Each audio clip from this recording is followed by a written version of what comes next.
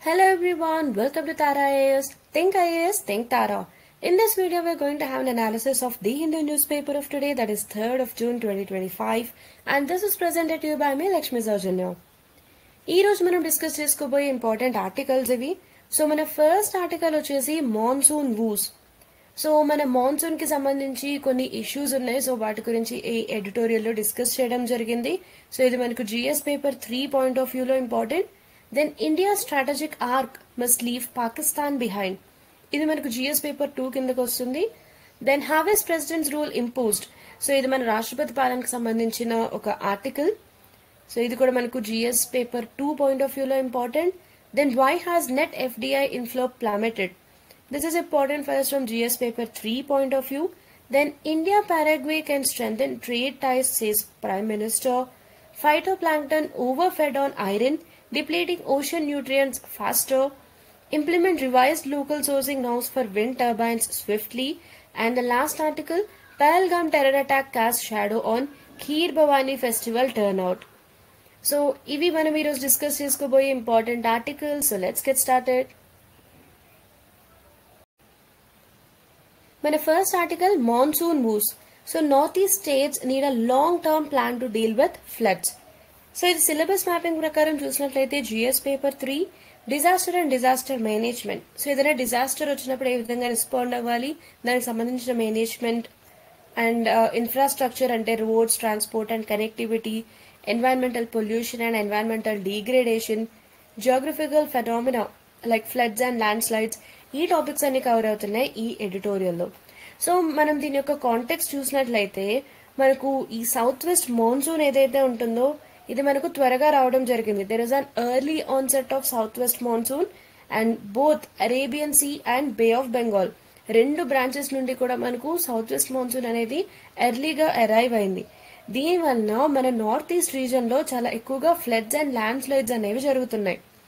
So మనం southern India ఈ విధంగా చూసుకున్నట్లయితే మనకు వెస్టర్న్ సైడ్ అరేబియన్ సీ ఉంటుంది and eastern side bay of Bengal ఉంటుంది. అండ్ ఈ మాన్సూన్ విండ్స్ ఏవైతే ఉంటాయో especially are south west monsoons, ఇవి మనకు రెండు బ్రాంచెస్ గా ఇండియాలోకి ఎంటర్ అవడం జరుగుతుంది. ఒకటి అరేబియన్ సీ బ్రాంచ్, రెండవది బే ఆఫ్ బెంగాల్ బ్రాంచ్ గా.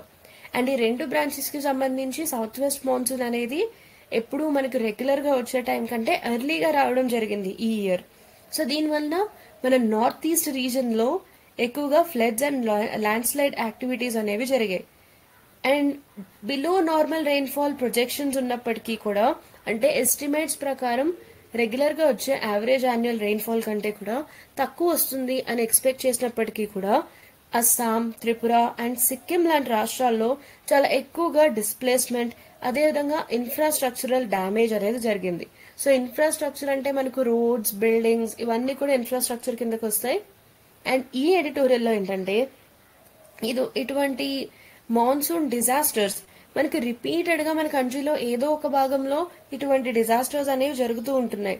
సో ఇటువంటి డిజాస్టర్స్ అనేవి మళ్ళీ మళ్ళీ రిపీట్ అవుతున్నప్పుడు మన దగ్గర వాటితో డీల్ చేసే విధంగా ఒక లాంగ్ టర్మ్ రీజనల్ ప్లానింగ్ అనేది ఉండడం లేదు. సో ఈ ఇష్యూని స్ట్రెస్ చేయడం జరిగింది ఈ ఎడిటోరియల్లో. ఇది ఈ ఎడిటోరియల్ యొక్క కాంటెక్స్ట్. ఈ ఇష్యూకి సంబంధించిన స్ట్రాటజిక్ ఇంపార్టెన్స్ ఏముందో చూద్దాం. Ecological sensitivity. North east India అనేది ఒక చాలా fragile or sensitive Himalayan and flood plain ecosystem లో ఉంది. సో ఇక్కడ మనకు landslides and flash floods జరిగే అవకాశం చాలా ఎక్కువగా ఉంటుంది. అండ్ జియో స్ట్రాటజిక్ రెలెవెన్స్ చూసినట్లయితే ఈ నార్త్ ఈస్ట్ ఇండియాలో మనకు ఏదైనా డిస్ట్రప్షన్స్ జరిగినట్లయితే సౌత్ ఈస్ట్ ఏషియాతో ఇండియా యొక్క కనెక్టివిటీ అనేది ఎఫెక్ట్ అవుతుంది. సో ఈ సౌత్ ఈస్ట్ ఏషియాతో ఎందుకు కనెక్టివిటీ అనేది ఇంపార్టెంట్ అంటే మనకున్న యాక్ట్ ఈస్ట్ పాలసీకి ఇది చాలా ఇంపార్టెంట్. సో నార్త్ ఈస్ట్ లో ఇటువంటి డిస్టర్బెన్సెస్ వచ్చినట్లయితే సౌత్ ఈస్ట్ ఏషియా అంటే ఆగ్నేయాసియా కంట్రీస్ ఏవైతే ఉంటాయో వాటితో మన కనెక్టివిటీ అనేది డెఫినెట్ గా ఎఫెక్ట్ అవుతుంది. సో ఇక్కడ మీరు చూడొచ్చు నార్త్ ఈస్ట్ ఇండియా యొక్క location and especially Assam, Meghalaya and Arunachal Pradesh లో ఫ్లడ్ ప్రోన్ ఏరియాస్ అంటే ఏ రీజన్స్ లో ఎక్కువగా ఫ్లడ్స్ అంటే వరదలు వచ్చే అవకాశం ఉంది అస్సాం, మేఘాలయ అండ్ అరుణాచల్ ప్రదేశ్ లో, అది మీరు ఇక్కడ చూడొచ్చు. Then frequent disaster recurrence. Flooding అనేది ఒక ప్రెడిక్టబుల్ యాన్యువల్ ఫెనామినన్ గా మారింది. It is not an exception. So ప్రస్తుతం ఉన్న సిచ్యువేషన్స్ లో మనం రీసెంట్ టైమ్స్ లో చూసినట్లయితే ఈ వరదలు రావడం అనేది ఒక ఎక్సెప్షన్ గా ఉండడం లేదు. ప్రతి సంవత్సరం జరిగే ఒక ప్రెడిక్టబుల్ యాన్యువల్ ఫినామినన్ గా మారింది. ఎందుకంటే ఈ డిజాస్టర్ అనేది మళ్ళీ మళ్ళీ రిపీట్ అవుతుంది ఫ్రీక్వెంట్ గా. Then impact on lives and livelihoods. So ఈ విధంగా వరదలు లేదా ఎనీ అదర్ న్యాచురల్ డిజాస్టర్ జరిగినప్పుడు ఏమవుతుందంటే చాలా మంది డిస్ప్లేస్ అవుతారు. అంటే వారున్న ప్లేస్ నుండి వేరే ప్లేస్ కి షిఫ్ట్ అవ్వాల్సి వస్తుంది because of the conditions. And అక్కడున్న ఫామ్ ల్యాండ్స్ అన్ని కూడా ఆబ్వియస్లీ డిస్ట్రాయ్ అవుతాయి. ఇన్ఫ్రాస్ట్రక్చర్ అంతా ప్యారలైజ్ అవుతుంది. ఫర్ ఎగ్జాంపుల్ చాలా వరకు రోడ్స్ అనేవి కూడా మనకి డిస్ట్రాయ్ అయిపోతాయి. దానివల్ల విలేజెస్ మధ్య కనెక్టివిటీ కట్ అవుతుంది. హ్యూమన్ అండ్ ఎకనామిక్ లాసెస్ జరుగుతాయి. రైట్. సో చాలా మంది ప్రాణాలు కోల్పోవడం జరుగుతుంది. అదేవిధంగా ఎకనామిక్ లాసెస్ జరుగుతాయి. చాలా బిల్డింగ్స్ కూలిపోవడం, రోడ్స్ అనేవి కూడా కట్ అయిపోవడం. రైట్. సో రోడ్స్ కుంగిపోతూ ఉంటాయి. సో వాటిని మళ్ళీ తిరిగి కన్స్ట్రక్ట్ చేసుకోవాల్సి ఉంటుంది. బిల్డింగ్స్ కూలిపోతాయి. చాలా వరకు ఇన్ఫ్రాస్ట్రక్చర్ అంతా కూడా డ్యామేజ్ అవుతుంది. ఎలక్ట్రిక్ పవర్ లైన్స్ కూడా డ్యామేజ్ అవుతాయి. సో ఈ విధంగా ఎకనామిక్ లాసెస్ కూడా చాలా ఎక్కువగా ఉంటాయి. Then climate contradiction. Even with reduced average rainfall, the region experiences severe impacts. అంటే మనకు యావరేజ్ రెయిన్ఫాల్ అనేది తగ్గినప్పటికీ కూడా ఈ నార్త్ ఈస్ట్ ఇండియా ఈ రీజన్ ఏదైతే ఉందో ఈ రీజన్ లో చాలా ఇంపాక్ట్ అనేది ఎక్కువగా ఉంటుంది. Showing high systemic exposure to hydrometeorological events. So ఇది ఈ ఇష్యూకి సంబంధించిన strategic importance. Coming to the root causes and institutional weaknesses. ఈ ఇష్యూకి సంబంధించిన మూల కారణం ఏముంది, రూట్ కాజ్ ఏముందో చూద్దాం. Topographical and hydrological complexity. So మనం నార్త్ ఈస్ట్ ఇండియా యొక్క టెరైన్ చూసినట్లయితే ఎక్కువగా ఇక్కడ మనకు హిల్లీ ఏరియాస్ ఉంటాయి. సో స్టీప్ టెరైన్ ఉంటుంది. దాంతోపాటు densely flowing rivers like Brahmaputra river, Teesta river. దీనివల్ల ఏంటంటే మనకు ఫ్లడ్ రెగ్యులేషన్ అనేది చాలా కష్టంగా మారుతుంది. Like river bank erosion, flash floods, sudden గా వచ్చే వరదలు, అండ్ అదేవిధంగా ల్యాండ్ స్లైడ్స్. ఇటువంటి ఈవెంట్స్ ఇక్కడ ఫ్రీక్వెంట్ గా జరుగుతూ ఉంటాయి. Then weak disaster governance. So ఒక యూనిఫైడ్ రివర్ బేసిన్ అథారిటీ అనేది లేదు బ్రహ్మపుత్రకు సంబంధించి across Assam, Arunachal and Meghalaya. And state disaster management authorities వీటికి సంబంధించిన రిసోర్సెస్ అనేవి సరిపడా లేవు. అండ్ అదేవిధంగా వీటి మధ్య కోఆర్డినేషన్, ఏజెన్సీస్ మధ్య కోఆర్డినేషన్ కూడా తక్కువగా ఉంటుంది. Then inadequate infrastructure. సరిపడా ఇన్ఫ్రాస్ట్రక్చర్ అనేది ఉండడం లేదు. So flood shelters, elevated roads, embankment maintenance ఇటువంటి ఉండడం లేదు. వీటి వలన ఈ ఫ్లడ్స్ ఇలాంటి న్యాచురల్ డిజాస్టర్స్ జరిగినప్పుడు వాటి యొక్క సివియారిటీ అండ్ వాటి యొక్క ఇంపాక్ట్ యొక్క సివియారిటీ అనేది చాలా ఎక్కువగా ఉంటుంది. దెన్ అర్బన్ ఏరియాస్ లో స్టార్మ్ వాటర్ డ్రైనేజ్ ఉండడం లేదు. And also slope stabilisation systems కూడా అర్బన్ ఏరియాస్ లో ఉండడం లేదు. ఇది కూడా ఇట్ షోస్ ఇన్అడిక్వేట్ ఇన్ఫ్రాస్ట్రక్చర్. అంటే ఫ్లడ్స్ వచ్చినప్పుడు ఈ స్టార్మ్ వాటర్ యొక్క డ్రైనేజ్ ఏ విధంగా వీటిని డైవర్ట్ చేయాలి, దీనికి సంబంధించిన ప్రాపర్ ఇన్ఫ్రాస్ట్రక్చర్ అండ్ ఫెసిలిటీస్ అనేవి కూడా ఉండడం లేదు. ఇవన్నీ మనకి ఇష్యూకి సంబంధించిన రూట్ కాజెస్ అండ్ మన institutional weaknesses. Then unregulated development. Deforestation, చెట్లను నరికేయడం, quarrying, hill cutting and building on flood plains they continue unchecked. So మనకి ఎన్నో లాస్ ఉన్నాయి, వీటికి సంబంధించి ఎన్నో రెగ్యులేషన్స్ ఉన్నాయి. అప్పటికీ కూడా ఈ విధంగా డీఫారెస్టేషన్, చెట్లను నరికేయడం, మైనింగ్ కోసం క్వారీయింగ్ చేయడం, హిల్స్ ని కట్ చేయడం అండ్ ఫ్లడ్ ప్లేన్స్ లో బిల్డింగ్ కన్స్ట్రక్షన్స్ లాంటివి చేయడం, ఇవన్నీ కూడా జరుగుతూనే ఉన్నాయి. And land slide prone zones ఏవైతే ఉంటాయో they remain inhabited or encroached, defying zoning norms. మనకున్న జోనింగ్ నార్మ్స్ ప్రకారం ల్యాండ్ స్లైడ్స్ వచ్చే అవకాశం ఉన్న జోన్స్ ఏవైతే ఉంటాయో అక్కడ ప్రజల నివాసాలు అనేవి ఏర్పాటు చేసుకోవడానికి లేదు. బట్ ఇటువంటి నార్మ్స్ ఏవి పట్టించుకోకుండా వీటిని కూడా ఎన్క్రోచ్ చేసి అక్కడ కూడా హ్యాబిటేషన్స్ ని బిల్డ్ చేసుకుంటున్నారు. సో ఈ విధంగా అన్రెగ్యులేటెడ్ డెవలప్మెంట్ అనేది జరుగుతుంది. Then forecasting gaps. Delayed or generic alerts by IMD or CWC, lack of hyperlocal data and minimal community engagement, they hamper preparedness. ఇటువంటి న్యాచురల్ డిజాస్టర్స్ టైంలో ఏంటంటే ప్రిపేర్డ్నెస్ చాలా ఇంపార్టెంట్. డిజాస్టర్ వచ్చిన తర్వాత రెస్పాండ్ అయ్యేదానికంటే మనం ఆల్రెడీ ప్రిపేర్డ్ గా ఉన్నట్లయితే కొంతవరకు లాస్ అనేది మనం జరగకుండా కాపాడొచ్చు. ఎస్పెషలీ హ్యూమన్ లైఫ్స్ కి సంబంధించిన లాస్ అనేది మనం తప్పించడానికి వీలుంటుంది. సో దానికోసం మనం చాలా ఫాస్ట్గా అలర్ట్స్ అనేవి పంపించాల్సి ఉంటుంది. బట్ ఇక్కడ మనం ఇండియన్ మెటరలాజికల్ డిపార్ట్మెంట్ నుండి వచ్చే అలర్ట్స్ ఏవైతే ఉంటున్నాయో వీటిలో డిలే ఉంటుంది అండ్ కమ్యూనిటీ ఎంగేజ్మెంట్ కూడా తక్కువగా ఉంటుంది. దీనివల్ల ప్రిపేర్డ్నెస్కి ఇదొక అడ్డంకిగా మారుతుంది. సో ఫోర్కాస్టింగ్లో కూడా కొన్ని గ్యాప్స్ అనేవి ఉన్నాయి.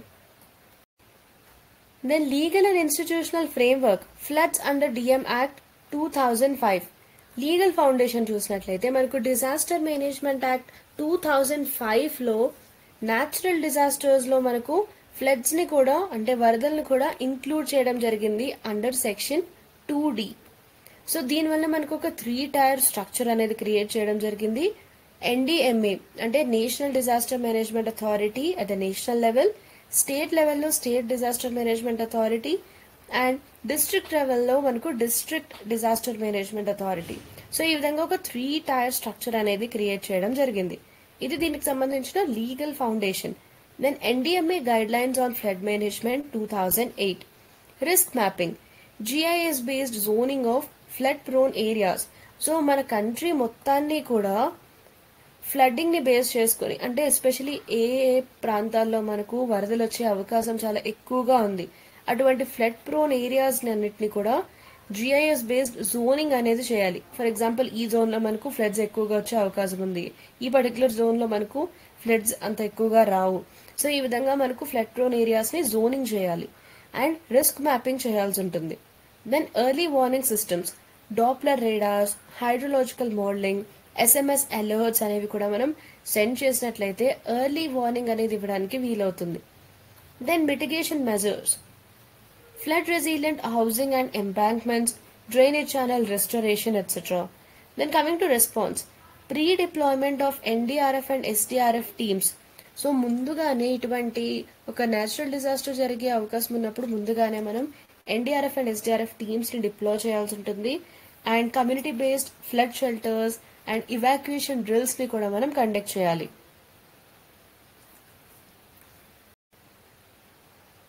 దెన్ గ్యాప్స్ ఇన్ ఇంప్లిమెంటేషన్, మనకు డిఫరెంట్ స్టేట్స్ మధ్య ఈ ఇంటర్ స్టేట్ కోఆర్డినేషన్ అనేది తక్కువగా ఉంది over basins like Brahmaputra.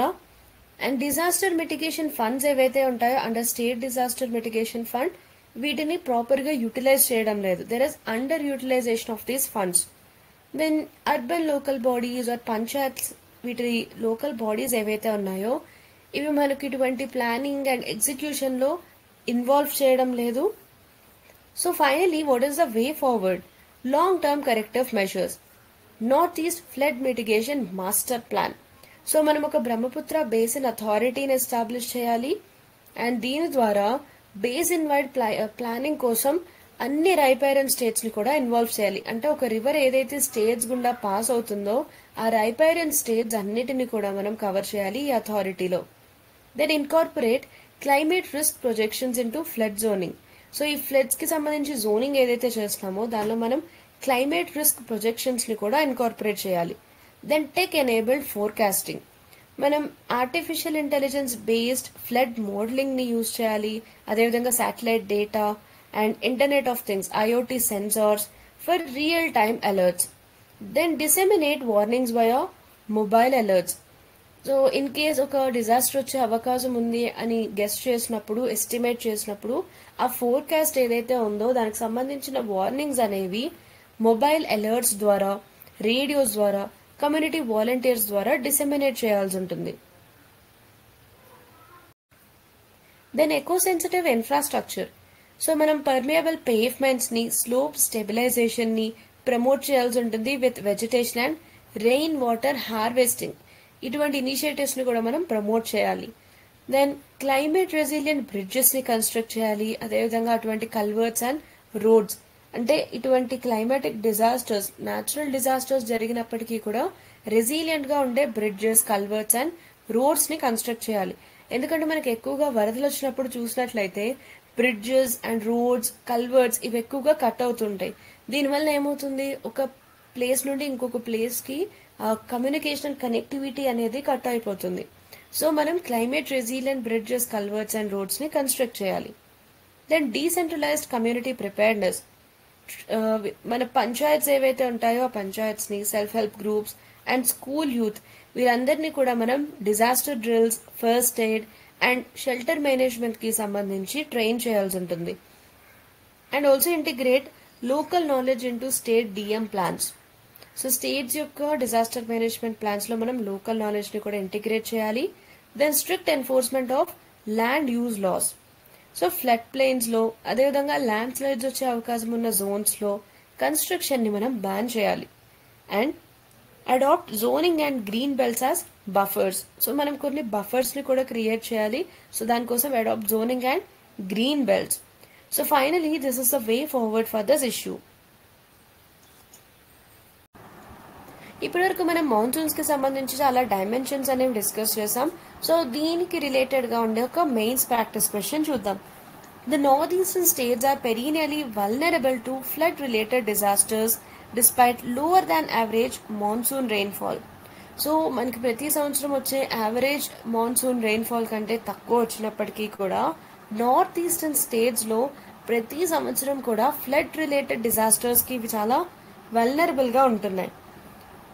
Examine the structural and ecological causes of this vulnerability. So ఇటువంటి వల్నరబిలిటీకి సంబంధించిన structural causes and ecological causes ఏమున్నాయి అనేది మనం ఎగ్జామిన్ చేయాల్సి ఉంటుంది. And suggest long term solutions for sustainable flood management. So sustainable flood management కి long term solutions ని కూడా మనం ఈ ఆన్సర్ లో సజెస్ట్ చేయాల్సి ఉంటుంది. So try to answer this in 250 words. So దీనికి సంబంధించి కంటెంట్ ఎలా రాయాలనేది మనం ఆల్రెడీ డిస్కస్ చేయడం జరిగింది. So put it in a proper way and try to write an answer for this question. So మన నెక్స్ట్ ఆర్టికల్ ఏంటో చూద్దాం. మన నెక్స్ట్ ఆర్టికల్ ఏంటంటే India strategic arc must leave Pakistan behind.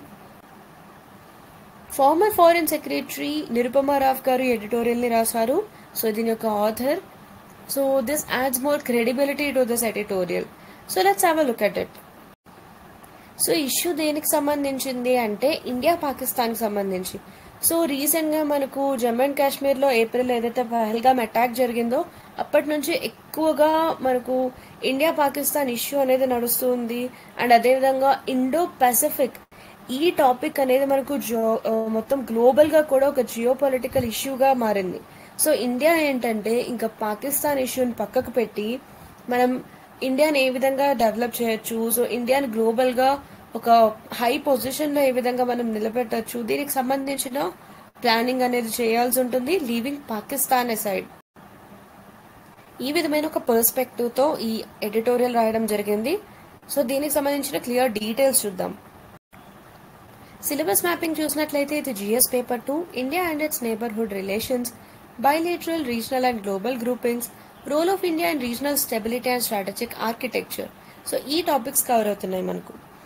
So దీని యొక్క కాంటెక్స్ట్ చూసినట్లయితే ఇండో పసిఫిక్ అనేది ప్రస్తుతం గ్లోబల్ పవర్ ప్లేలో ఎపీ సెంటర్గా మారింది.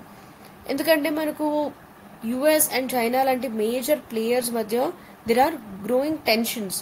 సో ఇటువంటి ఇవాల్వింగ్ ల్యాండ్స్కేప్లో ఇండియా ఏం చేయాలంటే పాకిస్తాన్ నుండి మన కాన్సన్ట్రేషన్ని షిఫ్ట్ చేయాల్సి ఉంటుంది అండ్ ఒక కాంటినెంటల్ అండ్ మ్యారిటైమ్ స్టెబిలైజర్గా మనల్ని మనం అసర్ట్ చేసుకోవాలి.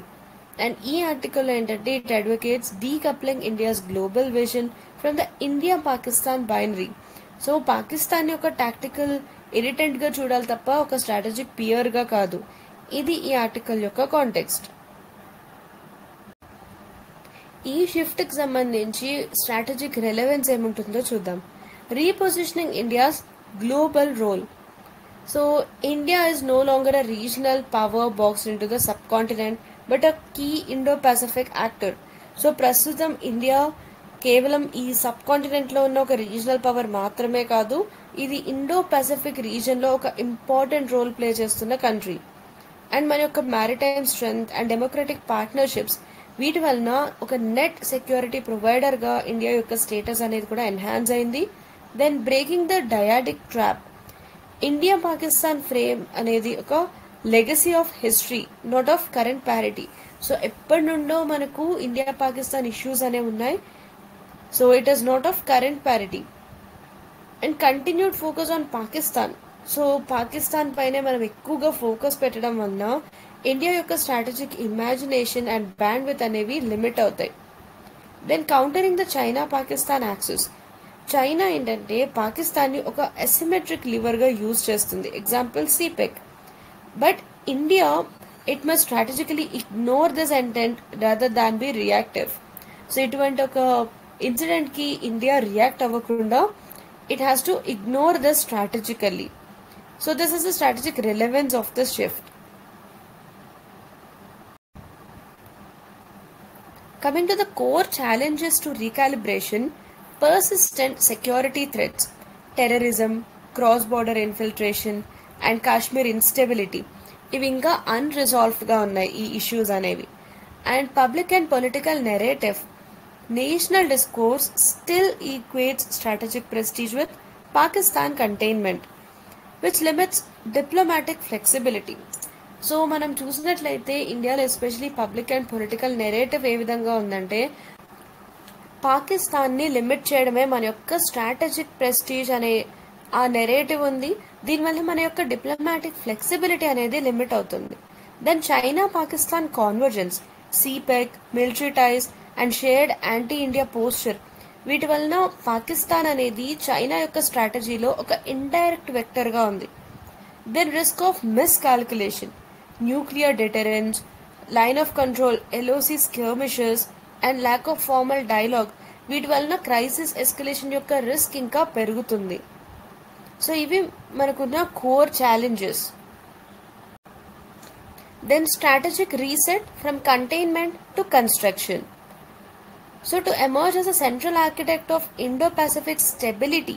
So Indo-Pacific stability లో ఒక ఇంపార్టెంట్ పిల్లర్గా ఇండియా ఉండాలి అంటే ఇండియా తన యొక్క ఫారిన్ పాలసీని షిఫ్ట్ చేయాల్సి ఉంటుంది.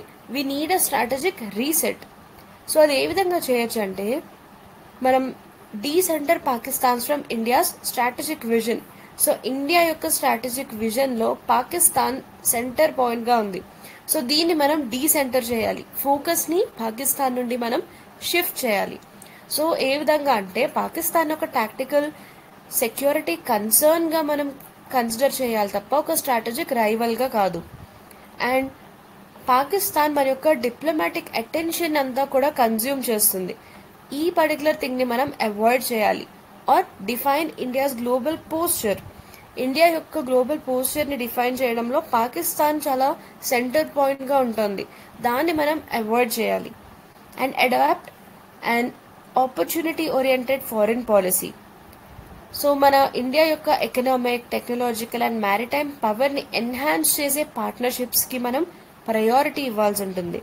అండ్ మన యొక్క regional leadership, capacity building in the Indian ocean region and beyond, వీటిపైన మనం ఎక్కువగా ఫోకస్ చేయాలి.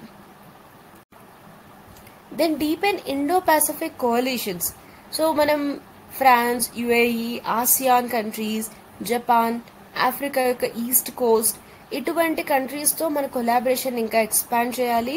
And quad, IORA, then bilateral dialogues, so or Indian ocean rim association, ఇటువంటి ఫోరమ్స్ని యూజ్ చేసుకొని ఒక రూల్స్ బేస్డ్ మ్యారిటైమ్ ఆర్డర్ని షేప్ చేయడానికి మనం వీటిని యూజ్ చేసుకోవాలి. Then reposition the China Pakistan access globally. So మనం చైనీస్ నియో కొలోనియలిజంకి, పాకిస్తాన్ యొక్క స్ట్రాటజిక్ డిపెండెన్సీకి సిపెక్ని ఒక ఎగ్జాంపుల్గా చూపించాలి.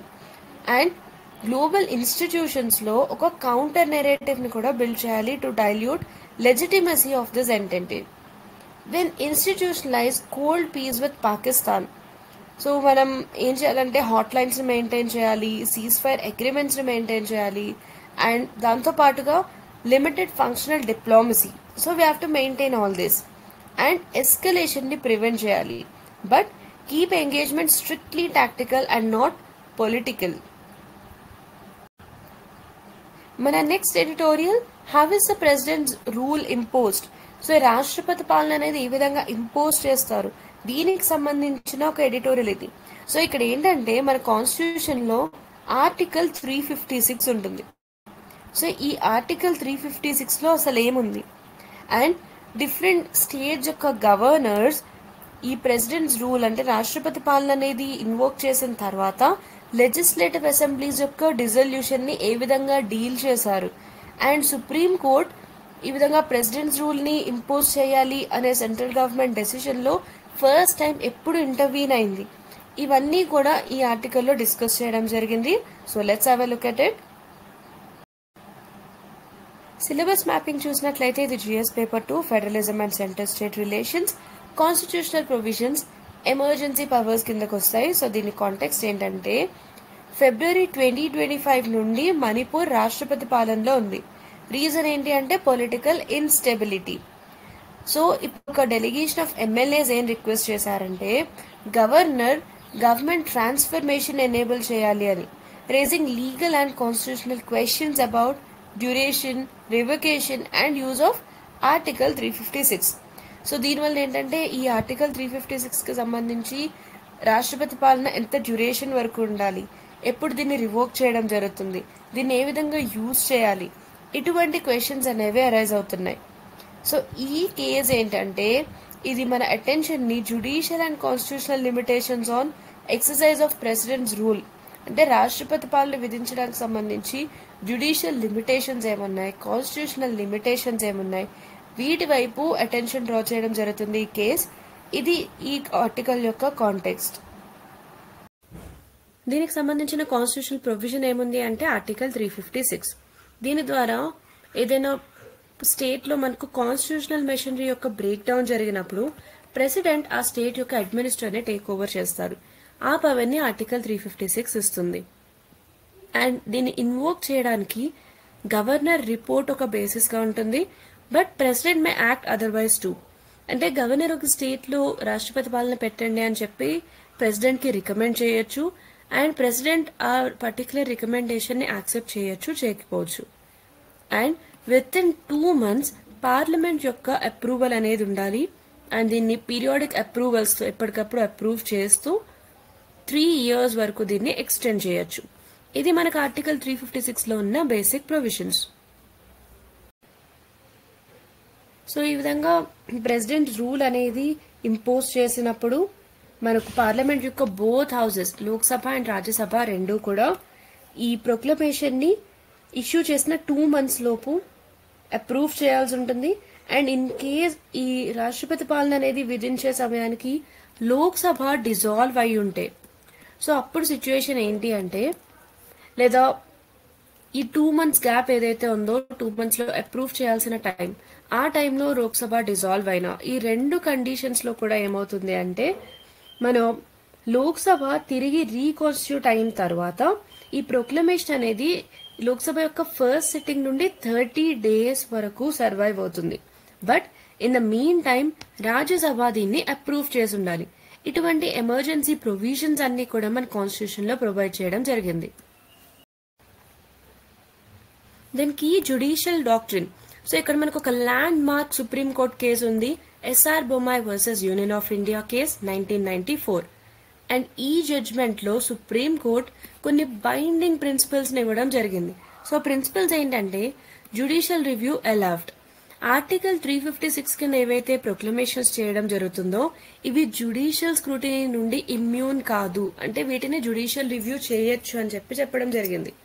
Then burden on the centre. So ఈ ప్రొక్లమేషన్ ఏదైతే ఇష్యూ చేయడం జరిగిందో దాన్ని జస్టిఫై చేసే ఆ రెలవెంట్ మెటీరియల్ అనేది ప్రొవైడ్ చేయాల్సిన బర్డెన్ సెంటర్ పైన ఉంటుంది. And assembly can not be dissolved immediately. So parliamentary approval కోసం వెయిట్ చేయాలి. Until then, it remains suspended. Then possibility of reinstatement. Court can revive the dismissed state government.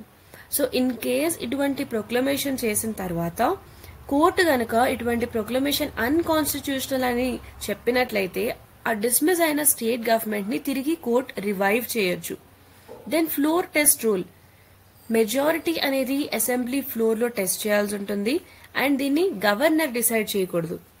Then anti secularism is actionable. ఒక state government కనుక secular principles ని which is a basic feature of the constitution దాన్ని violate చేసినట్లయితే article 356 ని invoke చేయొచ్చు. Then exceptional power. ఈ article 356 యొక్క misuse అనేది కూడా ఒక చాలా పెద్ద ఇష్యూగా ఉంది. సో ఆర్టికల్ 356 ని చాలా రేర్ గా యూజ్ చేయాలి, నాట్ ఫర్ పొలిటికల్ కన్వీనియన్స్. ఈ విధమైన ప్రిన్సిపల్స్ అన్ని ఇవ్వడం జరిగింది supreme court in SR Bommai versus union of India case 1994. ఇటువంటి landmark judgements of supreme court మనకి ఎగ్జామినేషన్ పాయింట్ ఆఫ్ వ్యూలో చాలా important. So try to memorise these. ఇప్పుడు మనం డిస్కస్ చేసుకున్న ఎస్ఆర్ బొమ్మాయి కేస్, అదేవిధంగా సర్కారియా కమిషన్ యొక్క రికమెండేషన్స్ ని బేస్ చేసుకొని let's have a look at the case of proper use and improper use. ఈ రాష్ట్రపతి పాలనని దీనికి సంబంధించి ఆర్టికల్ 356 ని proper use and improper use ఏ విధంగా చేస్తారు అనేది మనం కంపేర్ చేద్దాం. So coming to proper use, hung assembly or no viable government. In case elections జరిగిన తర్వాత ఏ పార్టీ కూడా ఒక ప్రాపర్ మెజారిటీ అనేది లేకుండా ఉన్నప్పుడు హంగ్ అసెంబ్లీ సిచ్యుయేషన్స్ లో, ఒక వయబుల్ గవర్నమెంట్ అనేది లేని సిచ్యుయేషన్స్ లో యూజ్ చేయొచ్చు. And no floor test before proclamation. So this comes under improper use. అంటే ప్రెసిడెంట్ రూల్ ని ప్రొక్లెయిమ్ చేసే ముందు ఫ్లోర్ టెస్ట్ పెట్టకపోవడం అనేది ఇంప్రాపర్ యూజ్ కిందకు వస్తుంది. Then party refuses to form government despite majority. So ఇంతకు ముందు మనం ఏం చూసాం, ఏ పార్టీకి కూడా మెజారిటీ రాని సందర్భంలో హంగ్ అసెంబ్లీ ఉన్నప్పుడు మనం ఆర్టికల్ 356 ని ఇన్వోక్ చేయొచ్చు అని. ఇన్ కేస్ మెజారిటీ వచ్చినప్పటికీ కూడా ఏదైనా పార్టీ గవర్నమెంట్ ని ఫార్మ్ చేయడానికి రిఫ్యూజ్ చేసినప్పుడు కూడా మనం ఆర్టికల్ 356 ని యూజ్ చేయొచ్చు. Then impose after Lok Sabha defeat of ruling party. So ruling party యొక్క డిఫీట్ తర్వాత దీన్ని ఇంపోజ్ చేయడం జరుగుతుంది. ఇది ఇంప్రాపర్ యూజ్. దీనికి మన ఎగ్జాంపుల్స్ చూసినట్లయితే 1977 అండ్ 1980లో ఇటువంటి సిచ్యువేషన్స్ జరిగాయి. దెన్ ఆర్టికల్ 365 ప్రకారం ఏదైనా ఒక స్టేట్ కాన్స్టిట్యూషనల్ డైరెక్షన్స్ ని వైలేట్ చేసినప్పుడు మనం ఈ ప్రెసిడెంట్స్ రూల్ అనేది పెట్టొచ్చు. బట్ ఇంట్రా పార్టీ డిస్ప్యూట్స్ అంటే విత్ ఇన్ ద పార్టీ ఏదైనా డిస్ప్యూట్స్ ఉన్నప్పుడు మనం ప్రెసిడెంట్స్ రూల్ ని యూజ్ చేయకూడదు. Then internal subversion or refusal to govern. ఇటువంటి సిచ్యుయేషన్స్ లో కూడా మనం ప్రెసిడెంట్స్ రూల్ ని ప్రొక్లెయిమ్ చేయొచ్చు. But if it is impose for allegations like maladministration or corruption, so administration సరిగా చేయడం లేదనో లేదా కరప్షన్, ఇటువంటి రీజన్స్ ని లేదా ఇటువంటి ఎలిగేషన్స్ ని చూపించి మనం ప్రెసిడెంట్స్ రూల్ ని ఇంపోజ్ చేయకూడదు. This comes under improper use. So I hope now you have got an idea of proper and improper use of article 356, that is president's rule. ఈ ఆర్టికల్ 356 యొక్క సిగ్నిఫికెన్స్ ఏంటో చూద్దాం. Ensures constitutional continuity. So this is used when state governance collapses. Then crisis management tool. So మనకు severe law and order problems వచ్చినప్పుడు, administrative breakdown జరిగినప్పుడు ఇది చాలా important. Then protects national unity. So in case secessionist or anti national scenarios జరిగినప్పుడు article 356 అనేది మనకు help అవుతుంది. Then prevents governance vacuum. So ఒక అడ్మినిస్ట్రేషన్ అనేది ఒక స్టేట్ కి సంబంధించి దాన్ని స్టెబిలైజ్ చేయడానికి సెంటర్ కి it will help. Article 356 will allow the center to step in and stabilize administration in the state. So ఈ విధంగా ఆర్టికల్ 356 యొక్క సిగ్నిఫికెన్స్ ని మనం చూడొచ్చు. బట్ ప్రెసిడెంట్స్ రూల్ కి కూడా కొన్ని క్రిటిసిజమ్స్ ఉన్నాయి. సో ఇవేంటంటే there is a scope for misuse. Historically మనం చూసినట్లయితే చాలా సార్లు అపోజిషన్ గవర్నమెంట్స్ ని డిస్మిస్ చేయడానికి ఈ ప్రెసిడెంట్స్ రూల్, రాష్ట్రపతి పాలన అనే దాన్ని యూజ్ చేయడం జరిగింది. సో ఈ విధంగా మిస్యూజ్ చేసే అవకాశం కూడా ఉంది. Then it undermines federalism. So elected state governments పైన సెంటర్ ఓవర్ రైడ్ చేసే అవకాశాన్ని కూడా ఇది కల్పిస్తుంది. So it undermines federalism. Then opaque criteria. So మన కాన్స్టిట్యూషన్ లో రాష్ట్రపతి పాలన విధించడానికి ఒక ఫిక్స్డ్ స్టాండర్డ్స్ ఆర్ మెట్రిక్స్ అంటే ఒక ప్రాపర్ క్రైటీరియా అనేది మనకు మెన్షన్ చేయడం జరగలేదు. Then it suspends democracy temporarily. ఎందుకంటే ఈ రాష్ట్రపతి పాలన ఉన్నంత కాలం స్టేట్ లెజిస్లేచర్ అనేది సైడ్ లైన్ అవుతుంది. Then promotes centralisation. So centralisation promote అవుతుంది రాష్ట్రపతి పాలన వలన, అండ్ అదేవిధంగా స్టేట్ యొక్క అటానమీ వీకెన్ అవుతుంది. Then it has adverse development impact. Central rule వల్ల ఏమవుతుందంటే మనకు పాలసీస్ లో డిలేస్ జరుగుతాయి, అడ్మినిస్ట్రేషన్ స్లో డౌన్ అవుతుంది. ఇటువంటి ఇంపాక్ట్స్ అవన్నీ కూడా ఉన్నాయి. సో ఇవి మన రాష్ట్రపతి పాలనకు సంబంధించి ఉన్న criticisms. Finally, what is the way forward for this issue? Governor accountability. So governor ఏంటంటే ఒక objective evidence based report and floor test వీటిని కంపల్సరీ చేయాల్సి ఉంటుంది మనం గవర్నర్ యొక్క అకౌంటబిలిటీని ఇంక్రీజ్ చేయడానికి. Then stronger judicial oversight. So ఇటువంటి మిస్యూజ్ అనేది జరిగినప్పుడు ఆర్టికల్ 356 యొక్క మిస్యూజ్ కేసెస్ని ఫాస్ట్గా డీల్ చేయడం కోసం మనం కాన్స్టిట్యూషనల్ బెంచెస్ని ఏర్పాటు చేయాల్సి ఉంటుంది. Then parliamentary control. సో ఈ ప్రెసిడెంట్ రూల్ని ఎక్స్టెండ్ చేసే ముందు కొన్ని డిబేట్స్ని కండక్ట్ చేయాలి అండ్ అదేవిధంగా ఈ ప్రొక్లమేషన్కి సంబంధించిన జస్టిఫికేషన్స్ అన్ని కూడా తీసుకోవాలి. Then sunset clause. Introduce strict timelines beyond which fresh elections must be held. So for example కొంత టైం వరకు ఈ రాష్ట్రపతి పాలన అనేది విధించిన తర్వాత ఖచ్చితంగా ఫ్రెష్ ఎలక్షన్స్ అనేవి కండక్ట్ చేయాలి. ఈ విధంగా స్ట్రిక్ట్ టైమ్ లైన్స్ అనేవి మనం ఇంట్రడ్యూస్ చేయాలి. That is what is a sunset clause. Then reform emergency provisions. మన పంచీ కమిషన్ యొక్క రికమెండేషన్స్ ని బేస్ చేసుకొని క్లియర్ సెంటర్ స్టేట్ డిమార్కేషన్స్ అనేవి మనం మార్క్ చేయాలి. సో ఈ ఎమర్జెన్సీ ప్రొవిజన్స్ ని కూడా మనం రిఫార్మ్ చేయాలి. So these are the possible solutions for this issue. So మన next article, why has net FDI inflow plummeted. Syllabus mapping చూసినట్లయితే ఇది మనకు GS paper 3 Indian economy, investment models and growth, trends in capital inflows and outflows, globalisation and its impact on Indian economy, infrastructure and technological development. ఈ topics అన్ని cover అవుతున్నాయి. So దీని యొక్క context మనం చూసినట్లయితే మే 2025 యొక్క ఆర్బీఐ బులెటిన్ ప్రకారం India FY 2024-25లో $58 బిలియన్ గ్రాస్ ఎఫ్డిఐ ఇన్ఫ్లోస్ అనేవి రిసీవ్ చేసుకోవడం జరిగింది. బట్ నెట్ ఎఫ్డిఐ అనేది జస్ట్ $353 మిలియన్ గా ఉంది. సో దీనికి సంబంధించిన రీజన్స్ ఏంటి అంటే high disinvestment and repatriation. So ఈ decline in FDI to GDP and FDI to GFCF ratios, this contradicts official optimism and points to deeper structural concerns. So మన దగ్గర ఎటువంటి స్ట్రక్చరల్ కన్సర్న్స్ ఉన్నాయనేది దీనివల్ల రిఫ్లెక్ట్ అవుతుంది.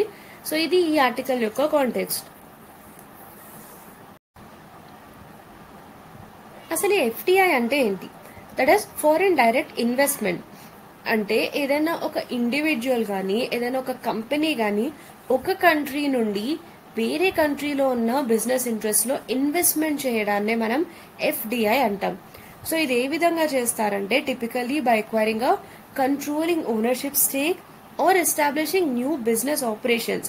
అంటే వేరే కంట్రీలో ఏదైనా ఫ్యాక్టరీ పెట్టడం, ఏదైనా ఆఫీస్ ఓపెన్ చేయడం, లేదా అక్కడున్న ఓనర్షిప్ స్టేక్ ని కంట్రోల్ చేయడం. ఈ విధంగా ఎఫ్డిఐ అనే పద్ధతి ద్వారా ఇన్వెస్ట్ చేయడం జరుగుతుంది. So that is what is called as foreign direct investment. So దీని యొక్క కీ ఫీచర్స్ చూసినట్లయితే long term investment.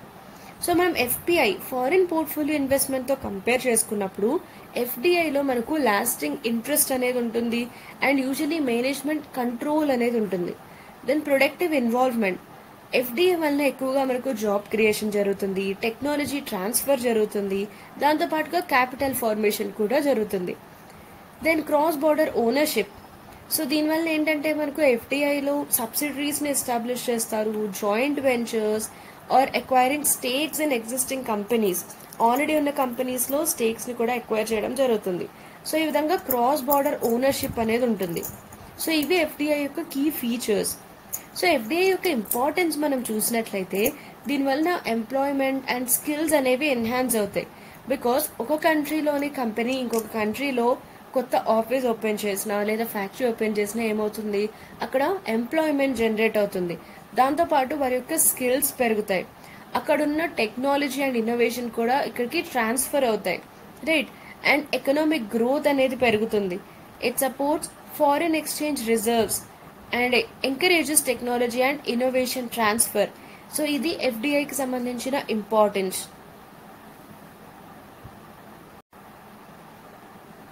Now let's have a look at the top sectors receiving FDI. So మన దగ్గర ఎఫ్డిఐ పొందుతున్న టాప్ సెక్టర్స్ ఏవి అంటే first services sector. దీనిలో మనకు finance, insurance and banking sector involve అవుతాయి. సో ఇది మనకు హైయెస్ట్ ఎఫ్డిఐ రిసీవ్ చేసుకోవడం జరిగింది at 16%. Then computer software and hardware, ఇది మనకు టోటల్ ఇన్ఫ్లోస్ లో 15% రిసీవ్ చేసుకోవడం జరిగింది. Then trading and telecommunications, trading 6% and telecommunications 6%. Then automobile industry, total FDI inflows లో 5%. సో ఇవి మనకు ఎఫ్డిఐ రిసీవ్ చేసుకుంటున్న top sectors. Remember these, right? Services sector, computer software and hardware, trading and telecommunications, and then automobile industry. So next let's have a look at the FDI routes in India. ఇండియాలోకి foreign direct investment రావాలంటే 2 major routes ఉన్నాయి. ఒకటి automatic route, రెండోది government route. వీటి మధ్య ఉన్న difference ఏంటో చూద్దాం. ఆటోమేటిక్ రూట్, సో ఈ పేరుతోనే మనకు అర్థమవుతుంది. ఆటోమేటిక్ రూట్ అంటే మనకు గవర్నమెంట్ లేదా రిజర్వ్ బ్యాంక్ ఆఫ్ ఇండియా నుండి ముందుగా ప్రయర్ అప్రూవల్ అనేది ఏది అవసరం లేదు. Then it applies to most sectors. So ఇది ఎటువంటి సెక్టర్స్కి అప్లై అవుతుందంటే manufacturing, services, IT infrastructure and టెలికాంలోని కొన్ని ఏరియాస్, వీటికి ఇది ఈ ఆటోమేటిక్ రూట్ అనేది అప్లై అవుతుంది. Then government rule. గవర్నమెంట్ రూట్లో ఏంటంటే మనకు ఆ రెలెవెంట్ మినిస్ట్రీ నుండి ప్రయర్ అప్రూవల్ అనేది ఉండాలి. సో ఇది ఏ విధంగా ఈ అప్రూవల్ తీసుకుంటారు అంటే through foreign investment facilitation portal. ఈ పోర్టల్ నుండి ఆ రెలెవెంట్ మినిస్ట్రీ ప్రయర్ అప్రూవల్ తీసుకోవాల్సి ఉంటుంది. సో ఇది ఎటువంటి సెక్టర్స్లో అప్లై అవుతుందంటే it includes defence, media that is print or digital, satellite broadcasting, then certain areas of real estate. ఈ సెక్టర్స్లో మనకు గవర్నమెంట్ రూట్ అనేది అప్లై అవుతుంది. So try to remember these. So ఎఫ్డిఐకి సంబంధించి ఇండియాలో ఈ 2 రూట్స్ ఉంటాయి అండ్ ఇవి ఏ సెక్టర్స్లో అప్లై అవుతాయి అనేది కూడా important. Try to memorise this. So ఈ విధంగా మనకు నెట్ ఎఫ్డిఐ డిక్లైన్ అవ్వడానికి వెనుక ఉన్న స్ట్రక్చరల్ కాజెస్ ఏంటో చూద్దాం. High repatriation and disinvestment. So foreign investors ఏంటంటే ఎగ్జిట్ అవుతున్నారు, లేదంటే ప్రాఫిట్స్ ని రీపాట్రియేట్ చేస్తున్నారు. అంటే తమ యొక్క ఓన్ కంట్రీ ఏదైతే ఉంటుందో ఆ కంట్రీకి ఇక్కడ సంపాదించిన ప్రాఫిట్స్ ని షిఫ్ట్ చేస్తున్నారు. దాన్నే మనం రీపాట్రియేషన్ అంటాం. దీనివల్ల ఏమవుతుంది, నెట్ ఇన్ఫ్లో అనేది రెడ్యూస్ అవుతుంది. అండ్ ఈ ఫండ్స్ ఏవైతే ఉంటాయో PE VC funds, they appear to be liquidating holdings after high valuations during stock boom. Stocks యొక్క బూమ్ ఉన్నప్పుడు they are liquidating the holdings. తమ యొక్క హోల్డింగ్స్ ని లిక్విడేట్ చేస్తున్నారు after high valuations. So this is one more cause. Then decline in greenfield investments. So మనకు greenfield investments లో decline అనేది చూస్తున్నాం. So less FDI is going in to new projects. So కొత్త projects and capital formation లోకి FDI తక్కువగా వస్తుంది. And ఇది ఎక్కువగా ఎటువంటి వాటిలోకి వెళ్తుంది అంటే ఫైనాన్షియల్ ఎక్విజిషన్స్, స్పెక్యులేటివ్ రెవెన్యూస్, వీటిలో ఎఫ్డిఐ ఎక్కువగా ఉంటుంది. సో ఇక్కడ మనం ఈ డిక్లైనింగ్ ట్రెండ్స్ అనేవి కూడా చూడొచ్చు. Then US federal reserve policy tightening. మనకి రీసెంట్ గా ఇంట్రెస్ట్ రేట్స్ అనేవి యుఎస్ లో ఇంక్రీజ్ అయ్యాయి. దీనివల్ల ఎమర్జింగ్ మార్కెట్స్ నుండి క్యాపిటల్ అవుట్ఫ్లోస్ ట్రిగర్ అయ్యాయి, including India. And as Fed raises rates, మనకి యుఎస్ ఫెడ్ అనేది రేట్స్ ని ఇంక్రీజ్ చేయడం వలన యుఎస్ బాండ్స్ చాలా అట్రాక్టివ్ గా మారుతాయి. సో అప్పుడు ఏమవుతుంది, డెవలపింగ్ ఎకానమీస్, ఇండియా లాంటి డెవలపింగ్ ఎకానమీస్ లో చాలా హై రిస్క్ ఉంటుంది. సో అటువంటి ఎకానమీస్ నుండి ఎఫ్డిఐ రెడ్యూస్ అయ్యి యుఎస్ బాండ్స్ వైపు ఎక్కువగా అట్రాక్ట్ అవుతారు. Then policy uncertainty and domestic hurdles. So మనకు డెవలపింగ్ కంట్రీస్లో ఎక్కువగా రెగ్యులేటరీ డిలేస్ ఉంటాయి, కాంప్లెక్స్ బర్డన్స్ ఉంటాయి, సెక్టోరల్ రిఫార్మ్స్ ఉండవు in land, labour and taxation. దీనివల్ల లాంగ్ టర్మ్ ఇన్వెస్టర్స్కి ఇది ఎక్కువ అట్రాక్టివ్గా ఉండడం లేదు. Then shift in investor priorities. Globally investors ఎప్పుడు కూడా short term tech or financial అసెట్స్ని ఎక్కువగా ప్రిఫర్ చేస్తారు than long term infrastructure projects. Finally, what is the way forward? Track and report net FDI transparently. So focus policy discourse on net inflows and productive investments, not just gross figures. So gross figures పైన మనం ఎక్కువ concentrate చేయకుండా net inflows పైన, productive investments పైన ఎక్కువగా focus చేయాలి. Then revive greenfield investments. So కొత్త investments ఏవైతే ఉంటాయో లైక్ ఇన్ఫ్రాస్ట్రక్చర్ ప్రాజెక్ట్స్లో, manufacturing and technology linked FDI, వీటిలో మనం ఇన్వెస్ట్ చేయడానికి కొన్ని ఇన్సెంటివ్స్ని ప్రొవైడ్ చేయాలి. సో ఆ విధంగా మనం గ్రీన్ ఫీల్డ్ ఇన్వెస్ట్మెంట్ని రివైవ్ చేయాలి. Then ease of doing business 2.0. So దీనికోసం మనం land, labour and contract enforcement రిఫార్మ్స్ని యాక్సిలరేట్ చేయాలి with targeted FDI link measures. Then align policies with investor needs. ఇన్వెస్టర్స్కి ఏవైతే నీడ్స్ ఉంటాయో దానికి తగ్గట్టుగా మన పాలసీస్ని అలైన్ చేయాల్సి ఉంటుంది. సో దానికోసం మనం రెగ్యులేటరీ క్లారిటీ, కన్సిస్టెన్సీ వీటిని ఇంప్రూవ్ చేయాలి. దాంతోపాటుగా అప్రూవల్స్ని ఇంకా ఫాస్ట్గా ఇవ్వాల్సి ఉంటుంది. సో దీనివల్ల ఎగ్జిట్ యాంగ్జైటీని మనం రెడ్యూస్ చేయొచ్చు. Then invest in human capital and tech ecosystem. So build skilled talent pools and innovation clusters to shift from capital arbitrage to value driven FDI. So this is the way forward for this issue. మన next article, India Paraguay can strengthen trade ties says prime minister. So రీసెంట్గా మన prime minister and Paraguay president meet అవ్వడం జరిగింది. So దానికి సంబంధించిన article ఇది.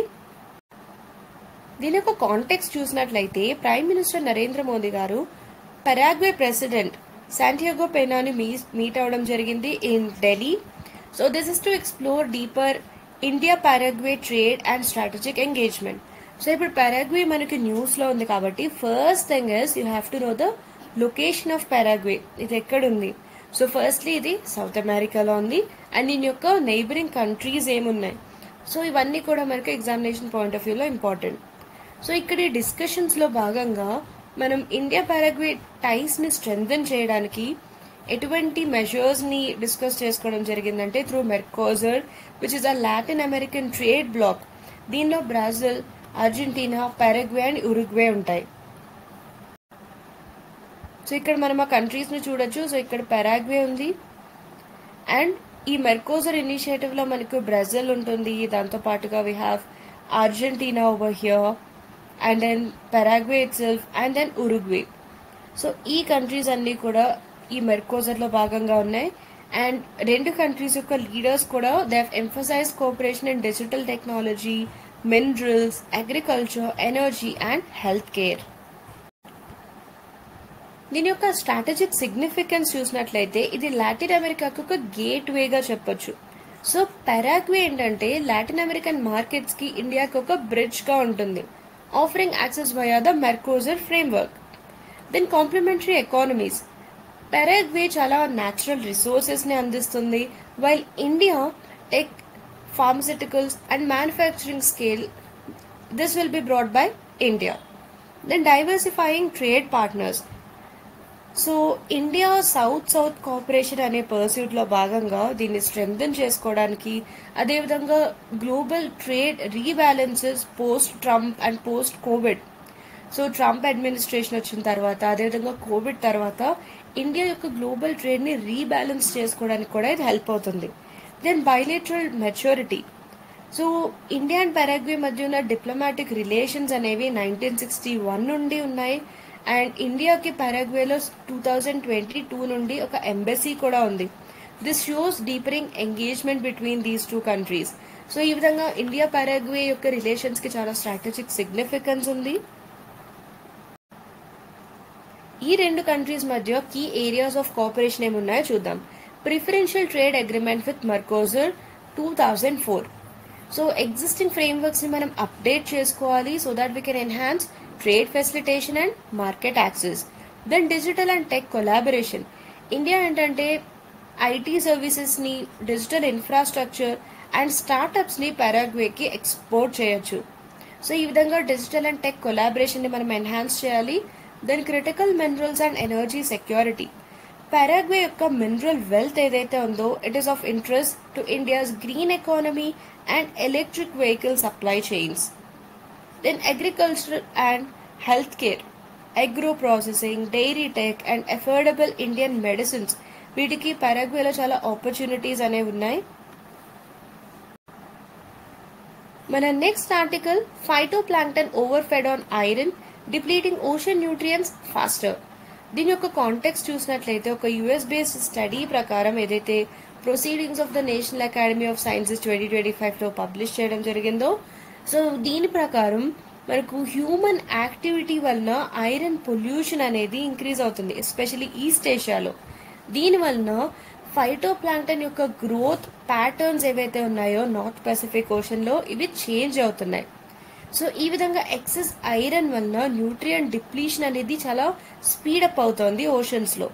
So దీనివల్ల మనకు న్యూట్రియంట్ పూర్ ఎకోసిస్టమ్ ఫామ్ అవుతున్నాయి. సో ఇది ఆర్టికల్ యొక్క context.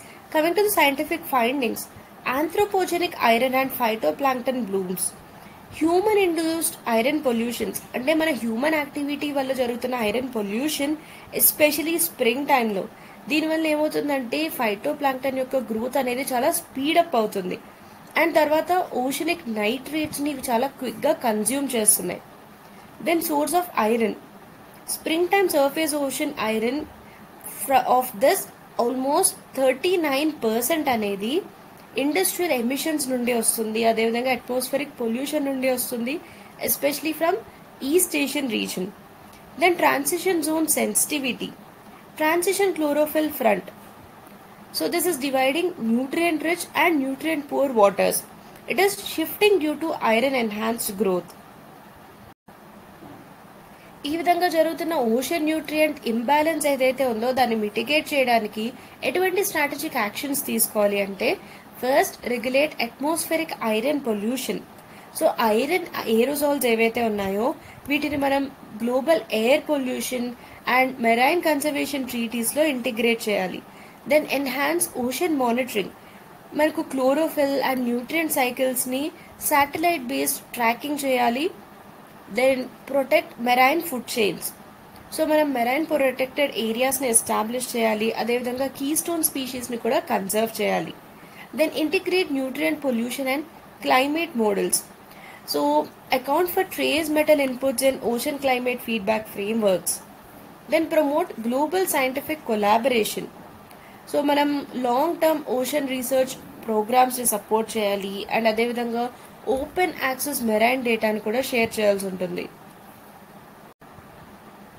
And here you can see the ecological concerns, మనకు న్యూట్రియంట్ డిప్లీషన్ అనేది ఫాస్ట్ గా జరుగుతుంది అండ్ న్యూట్రియంట్ రిచ్ జోన్స్ అనేవి తగ్గిపోతున్నాయి, ఫుడ్ చైన్స్ పైన ఇంపాక్ట్ పడుతుంది, దాంతో పాటుగా క్లైమేట్ సినర్జీ గెట్స్ ఎఫెక్టెడ్. ఈ టాపిక్ కి సంబంధించి ఒక ప్రిలిమ్స్ ఎంసీక్యూ చూద్దాం. So the question is, which of the following best describes the transition zone chlorophyll front mentioned in the oceanographic studies?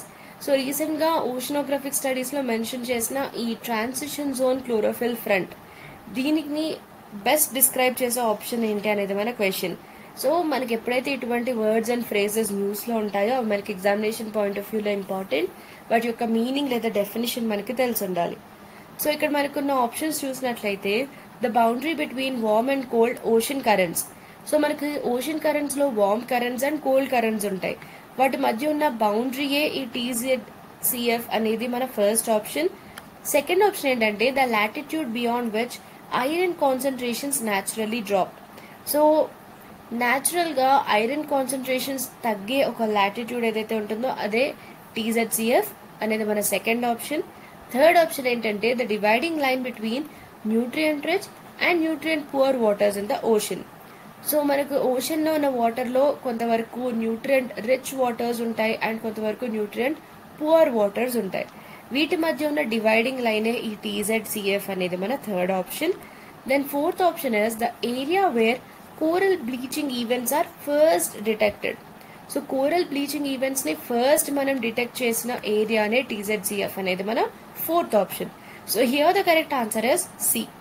So ఈ ట్రాన్సిషన్ జోన్ క్లోరోఫిల్ ఫ్రంట్ అంటే ఇది మనకు nutrient rich and nutrient poor waters మధ్య ఒక boundary. So ఇక్కడ మనకు iron stimulated phytoplankton growth అనేది చూడొచ్చు and this was observe to be higher north of this zone. So ఇది ఈ జోన్ యొక్క నార్థన్ సైడ్ ఎక్కువగా మనం అబ్జర్వ్ చేయడం జరిగింది. So let's have a look at our next article. మన నెక్స్ట్ ఆర్టికల్ ఏంటంటే, implement revised local sourcing norms for wind turbines swiftly. దీని యొక్క కాంటెక్స్ట్ ఏంటంటే, ఇండియాకు ఒక టార్గెట్ ఉంది, దట్ ఈస్ బై 2030 మనం 50 gigawatts of non fossil fuel energy ఈ టార్గెట్ ని అచీవ్ చేయాలి. So with wind energy expected to contribute 20%, అంటే ఈ 500 గిగావాట్స్ లో 20% అంటే 100 గిగావాట్స్ విండ్ ఎనర్జీ నుండి మనం ఎక్స్పెక్ట్ చేస్తున్నాం. సో ప్రస్తుతం మనం చూసినట్లయితే ఇండియా యొక్క 1.1 TW విండ్ పొటెన్షియల్లో 4.4% మాత్రమే మనం యూజ్ చేస్తున్నాం. We have tapped only 4%. And JP Chalasani, the author of this particular article of Suzlon Group, he is the CEO of Suzlon Group.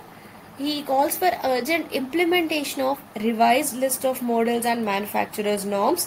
So ఇవి మనకు లోకల్ సోర్సింగ్ కోసం, సైబర్ సెక్యూరిటీ అప్గ్రేడ్స్ కోసం వీటిని మనం ఇమ్మీడియట్గా ఇంప్లిమెంట్ చేయాలని చెప్పడం జరిగింది in relation to this wind turbine systems. ఇది ఈ ఆర్టికల్ యొక్క కాంటెక్స్ట్. దీని యొక్క సిగ్నిఫికెన్స్ చూసినట్లయితే it Boost domestic manufacturing. So మన కంట్రీలో డొమెస్టిక్ మ్యానుఫ్యాక్చరింగ్ ని ఎన్హాన్స్ చేస్తుంది. ఇండియాలో మనకు 28 GW బ్లేడ్ కెపాసిటీ ఉంది. అదేవిధంగా 17 GW జనరేటర్ కెపాసిటీ ఉంది. బట్ దీన్ని మనం మనకున్న కెపాసిటీని అండర్ యూటిలైజ్ చేసుకుంటున్నాం. అంటే ఎంతైతే కెపాసిటీ ఉందో దానికంటే తక్కువగా యూటిలైజ్ చేసుకుంటున్నాం. సో ఈ RLMM వలన ఈ యూటిలైజేషన్ ని మనం రివైవ్ చేయొచ్చు. Then reducing import dependence. So obviously మనకు డొమెస్టిక్ గా మ్యానుఫ్యాక్చరింగ్ ని ఎన్హాన్స్ చేసినప్పుడు ఇంపోర్ట్స్ పైన డిపెండెన్స్ అనేది మనం తగ్గించుకోవచ్చు. సో లోకల్ సోర్సింగ్ అనేది మనం మ్యాండేట్ చేసినట్లయితే సెల్ఫ్ రిలయన్స్ అనేది ప్రమోట్ చేసుకోవచ్చు, especially in components like blades, gear boxes and towers. Then cyber security of energy infrastructure. Wind turbines అనేవి మనకు digitally connected systems. So RLMM వలన మనకు గ్రిడ్ బ్రీచెస్ అనేవి జరగకుండా సైబర్ నార్మ్స్ ని కూడా స్ట్రెంథన్ చేస్తుంది. Then employment and industrial growth. Local sourcing norms ని తీసుకురావడం వల్ల ఏమవుతుంది, మనకు R&D, research and development enhance అవుతుంది, జాబ్స్ పెరుగుతాయి. అండ్ మన MSMEs ఏవైతే ఉన్నాయో, micro small and medium enterprises renewable సెక్టర్లో, వీటిని కూడా మనం స్టిమ్యులేట్ చేయొచ్చు. సో ఆ విధంగా మనకు ఇండస్ట్రియల్ గ్రోత్ కూడా జరుగుతుంది. Then meeting 2030 renewable targets.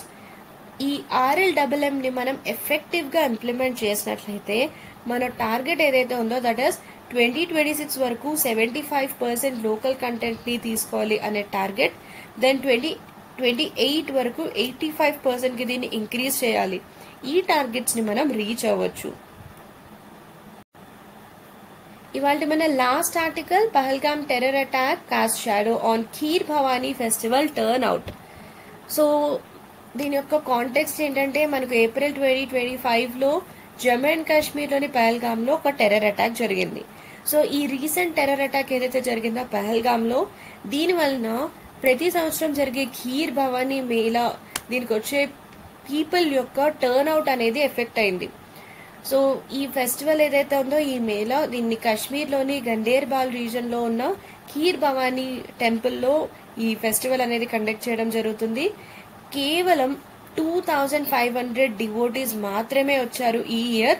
Last year చూసుకున్నట్లయితే మనకు 4500 మంది వచ్చారు. సో దీనిలో కూడా మనకి మోస్ట్లీ కాశ్మీరీ పండిట్స్ ఉన్నారు. అండ్ ఈ ఫెస్టివల్ ఏదైతే ఉందో దీన్ని జ్యేష్ఠ అష్టమి రోజు కండక్ట్ చేయడం జరుగుతుంది. సో కాశ్మీరీ పండిట్ కమ్యూనిటీకి ఈ రోజు చాలా రిలీజియస్ సిగ్నిఫికెన్స్ అనేది ఉంది. సో ఇది దీని యొక్క context. So Pahalgam terror attack వలన మనకు ఖీర్ భవానీ ఫెస్టివల్ కి సంబంధించిన టర్న్ అవుట్ అనేది రెడ్యూస్ అయింది. అంటే ఈ ఫెస్టివల్ కి అటెండ్ అయ్యే డివోటీస్ యొక్క నెంబర్ చాలా తగ్గింది. సో ఈ ఫెస్టివల్ మనకి న్యూస్ లో మెన్షన్ చేయడం జరిగింది కాబట్టి దీనికి సంబంధించి కొన్ని బేసిక్ డీటెయిల్స్ చూద్దాం. అండ్ ఈ ఖీర్ భవానీ ఫెస్టివల్ కి సంబంధించిన కల్చరల్ సిగ్నిఫికెన్స్ ఏంటంటే it's spiritual centre for Kashmiri Pandits. So ఈ ఫెస్టివల్ అనేది మనకు it's a key pilgrimage event where Pandits offer prayers at Kheer Bhavani temple. So ఈ ఫెస్టివల్ లో భాగంగా ఎస్పెషలీ కాశ్మీరీ పండిట్స్ ఖీర్ భవానీ టెంపుల్లో ప్రేయర్స్ చేయడం జరుగుతుంది. And it's a symbol of syncretism. Local Muslim communities కూడా they'll traditionally help protect and maintain the temple. This showcases interfaith solidarity. So idoka Hindu temple, right, Kheer Bhavani temple, but ikkada unna local Muslim communities kuda traditional ga ikkada temple ni maintain cheyadaniki, protect cheyadaniki kuda help chestu untaru. So దీని వల్ల ఇక్కడ మనం interfaith solidarity అనేది చూడొచ్చు. Then cultural revival post exodus. So it plays a role in reviving identity and traditions among displaced Kashmiri Pandits. So ఈ displays అయిన Kashmiri pundits యొక్క ఐడెంటిటీని revive చేయడానికి, వారి యొక్క ట్రెడిషన్స్ ని రివైవ్ చేయడానికి కూడా ఇది చాలా ఇంపార్టెంట్ రోల్ ప్లే చేయడం జరుగుతుంది. సో ఈ ఖీర్ భవానీ ఫెస్టివల్ ఏదైతే ఉందో, సో ఇక్కడ ఏ డేటీని వర్షిప్ చేయడం జరుగుతుంది అంటే ఇట్ ఇస్ గాడెస్ రజ్ఞాదేవి. సో ఈ ఫెస్టివల్ మనకి న్యూస్ లో ఉంది కాబట్టి దీనికి సంబంధించి కొన్ని బేసిక్ డీటెయిల్స్ అనేవి మనం డిస్కస్ చేద్దాం. సో కాశ్మీరీ హిందూ ట్రెడిషన్ లో ఈ గాడెస్ ఒక ఇంపార్టెంట్ డేటీగా మనం చెప్పొచ్చు. And also this temple it sits over a natural spring. And ఈ పర్టికులర్ ఫెస్టివల్ లో భాగంగా డివోటీస్ ఖీర్ ఆఫర్ చేయడం జరుగుతుంది. అండ్ ఇది one of the largest Kashmiri Hindu gathering. So Kashmir వ్యాలీలో ఆఫ్టర్ అమర్నాథ్ యాత్ర ఇది బిగ్గెస్ట్ హిందూ రిలీజియస్ గ్యాదరింగ్ గా చెప్పొచ్చు. And also depending upon the springs colour, devotees believe that they have a believe regarding this water colour. So water colour లో changes బట్టి కూడా కొన్ని indications ఉంటాయని నమ్ముతారు. ఫర్ ఎగ్జాంపుల్ లైట్ కలర్ లో ఉన్నట్లయితే గుడ్ టైమ్స్ ఉంటాయి, బ్లాక్ వాటర్ ఉన్నట్లయితే it's a warning sign. So for example 1990లో they say that it turned black, spring water అనేది బ్లాక్ గా మారింది అని చెప్తారు just before the Kashmiri Pandit massacre. So this is what is the local beliefs over there. And historical legacy చూసినట్లయితే ఈ temple structure ని construct చేసింది మహారాజా ప్రతాప్ సింగ్. అండ్ దీని తర్వాత మహారాజా హరి సింగ్ రెనోవేట్ చేశారు in early 1900s etcetera. So ఆ టైంలో దీన్ని రెనోవేట్ చేశారు. అండ్ మనం చూసినట్లయితే కొన్ని ఏన్షియంట్ రిఫరెన్సెస్ కూడా ఉంటాయి టెంపుల్ కి సంబంధించి, లైక్ కల్హానాస్, రాజతరంగిణి. సో ఈ బుక్ లో కూడా ఈ టెంపుల్ కి సంబంధించిన రిఫరెన్సెస్ అనేది మనం చూడొచ్చు. And even in Bhrigu Samhita or Abul Fazl రాసిన ఏని అక్బరీ. సో వీటన్నిటిలో కూడా మనం ఈ టెంపుల్ సంబంధించిన మెన్షన్స్ అనేవి చూడొచ్చు. They also mentions flooding in తులమూల ఎట్సెట్రా. సో ఇవన్నీ కూడా దీనికి సంబంధించిన ancient references in various books. So ఈ డీటెయిల్స్ అన్ని మనం ఎందుకు డిస్కస్ చేయడం జరిగిందంటే, ఇంతకు ముందు మనకి యూపీఎస్సీలో కూడా ఇలా ఏదైతే మనకు రీసెంట్ టైమ్స్ లో ఫెస్టివల్స్ న్యూస్ లో ఉంటాయో వాటికి సంబంధించిన క్వశ్చన్స్ అడగడం జరిగింది. ఫర్ ఎగ్జాంపుల్ ఆ ఫెస్టివల్ ఏ స్టేట్ కి సంబంధించింది, లేదా ఫెస్టివల్ కి సంబంధించిన కొన్ని బేసిక్ డీటెయిల్స్, వీటిపైన కూడా మనకు క్వశ్చన్స్ అడగడం జరుగుతుంది. So that is the reason why ఈ బేసిక్ డీటెయిల్స్ అన్ని కూడా మనకు ఎగ్జామినేషన్ పాయింట్ ఆఫ్ వ్యూ లో important. So that's all about the important articles for today. Hope you have liked this session. Please do like, share and subscribe to our channel for more interesting content for UPSC. Thank you so much for watching this session. Bye-bye.